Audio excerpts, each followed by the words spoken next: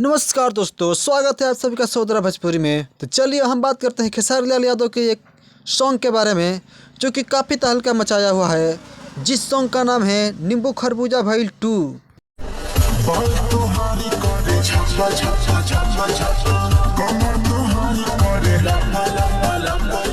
इस song में female singer करिश्मा कक्कर जी है।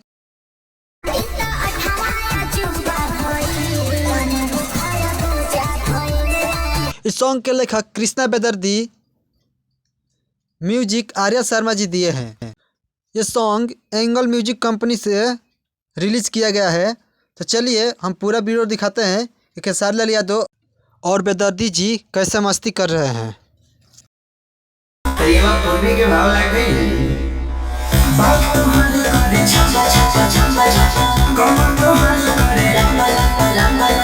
होली में